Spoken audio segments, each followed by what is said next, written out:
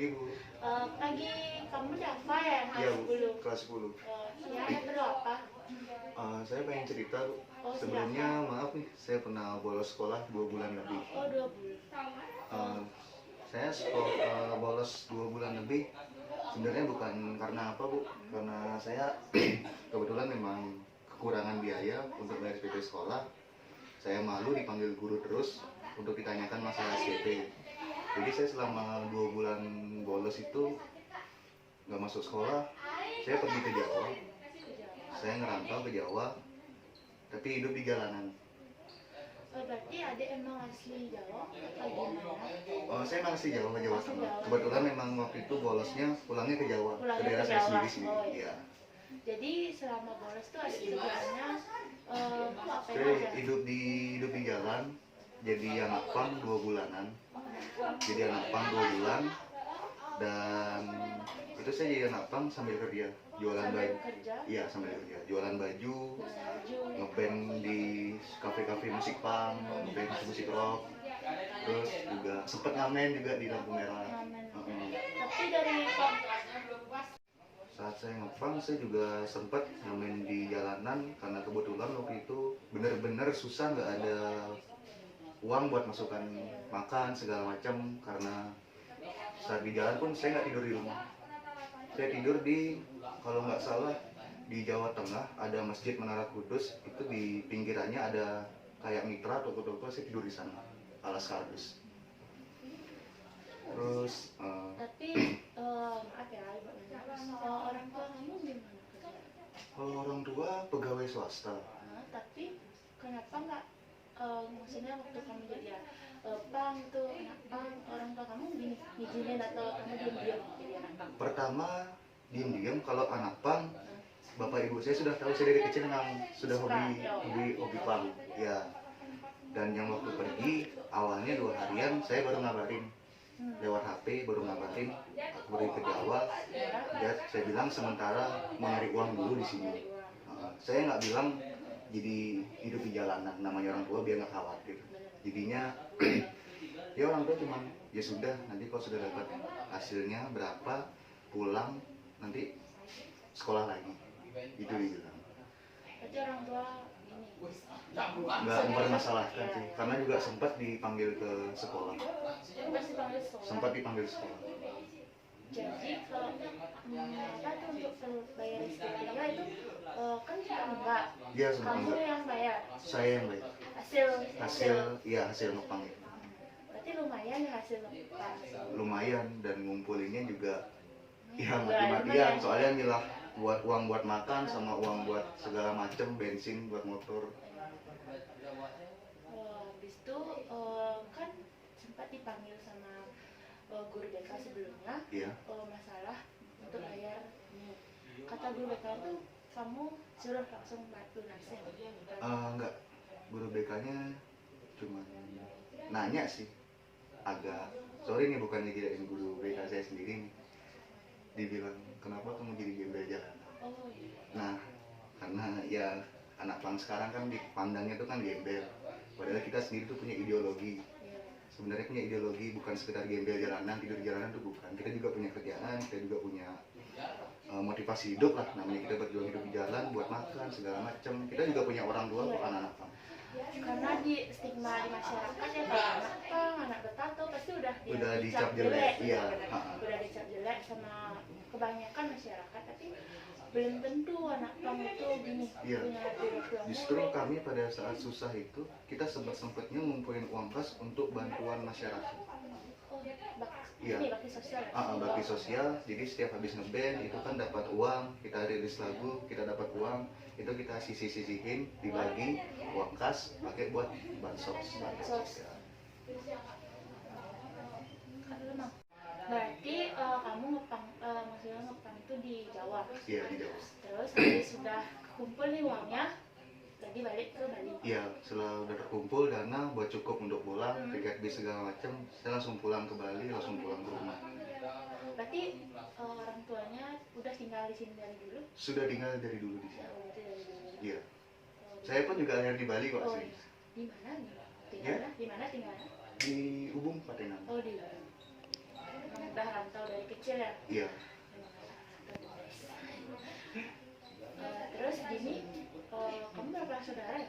Oh, saya anak tunggal. Oh, anak tunggal. Anak tunggal. Anak paling disayang.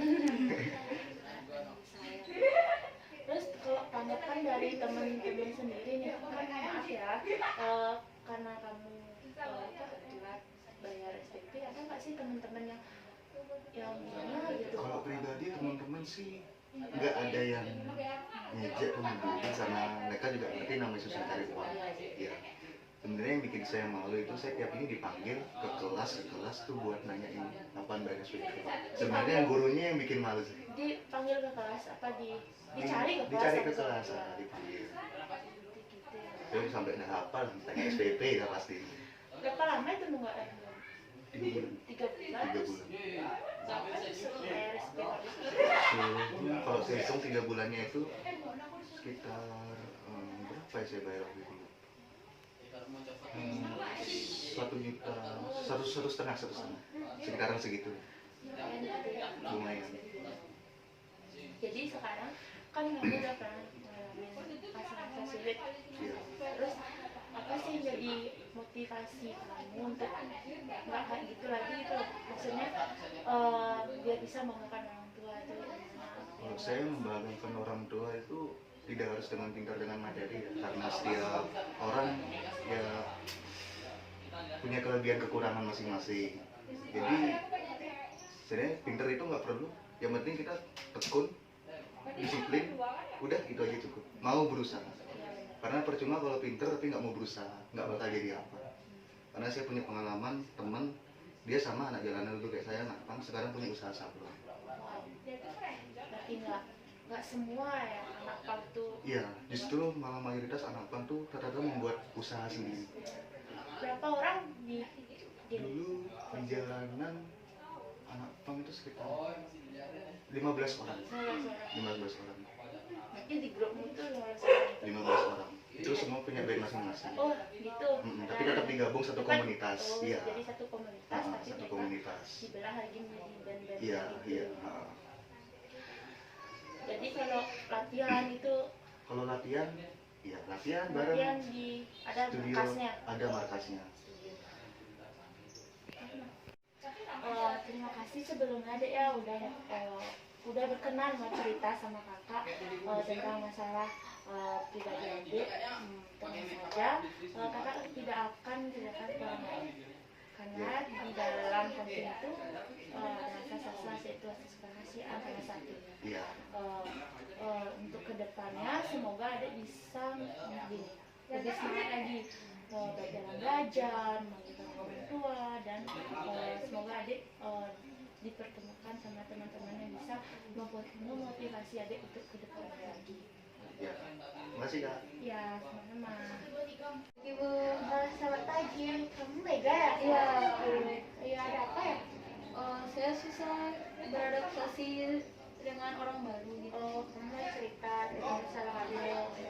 Sebelum itu, Ibu ingin menjelaskan apa sih counseling, jadi apa aja asas-asasnya. Nah, dalam counseling ini tentunya ada salah satu asas yaitu asas kerahasiaan. Jadi kamu tenang aja kalau cerita ke Ibu itu bakalan nyebarin ke orang lain gitu. Jadi aman. Terus cerita gimana? Kebetulan saya kan ikut organisasi OSIS di sekolah. OSIS itu kan dari seluruh sekolah ya, jadi bukan dari cuman teman sekolah saya.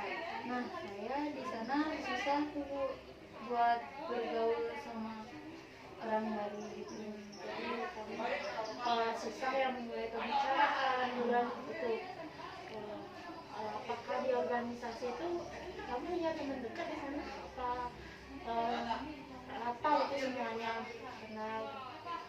Oke, kalau sekarang sih cuman sebatas kenal Terus aja. batas Iya. kalau ketemu tuh sehelo gitu aja. Tapi nggak ada yang benar-benar belum ada mungkin yang belum benar-benar dekat gitu. Terus kalau organisasi itu aktif di sana Kalau bisa saya dapat dengan teman yang belum saya kenal atau enggak gimana gitu, saya mungkin bakalan izin atau gitu. Nanti kalau misalnya dapat tugas nih sama kebetulan tugasnya sama orang yang kamu kenal, mungkin kamu datang gitu kita aktif gitu ya. Karena selama diikut organisasi OSIS ini, orang tua mendukung apa enggak? Kalau orang tua jujur cuman ya nyerahin semuanya ke saya Itu aja. yang terbaik buat kamu dan diri kamu sendiri. Ya, Selama ikut OSIS ini kamu nggak sama pelajaran kamu? enggak sih kalau soal Jadi kamu bisa mengatur waktu mana buat pelajaran, buat organisasi. Terus kalau di lingkungan teman kamu ada nggak sih yang gini nggak nerima kamu, atau kenapa sih kamu bisa kurang percaya diri dalam berinteraksi? Mungkin ada hal-hal tertentu. mungkin kalau cerita sedikit kalau dulu waktu kecil sampai SD gitu saya kurang punya teman, jadi ya kurang bisa bersosialisasi. Kalau gitu sekarang dari sebaiknya kamu karena kamu kurang merasa kurang bersosialisasi sama teman-teman kita, sebaiknya kamu tuh mulai membuka diri. Maksudnya kalau ketemu temen ya biasain ya emang susah memulai, tapi kan kita berusaha untuk ya sapa dulu atau sebelumnya kamu punya teman dekat. Ada mungkin dua ya. Berarti kalau keluar tuh sering sama mereka. Ya sering Kalau di sama sekolah itu sama mereka. Iya. Sekolah berarti ya? enggak beda Oh beda kelas, oh jadi agak susah ya? Iya. Teman sekelas ada tuh dulu apa gimana? teman dekat enggak ada sih, Cuma teman-teman biasa gitu ya? Ini jurusan apa ya? saya jurusan akuntansi. Akuntansi. Terus selanjutnya kamu memulai pembicaraan kayak teman-teman, yuk ajain kemana gitu biar mulai akrab gitu, saling bersosialisasi sama teman-teman sekitar gitu, supaya anggapan orang-orang tuh apa sih dia aja gitu ya, biar kita juga banyak punya teman. Gitu ya Bu. Ya. Makasih banyak ya Bu. Iya, sama. Oh ya, terima kasih juga udah mau cerita ke Ibu, dan kali boleh kalau ada waktu boleh cerita lagi ke Ibu ya. Siap Bu.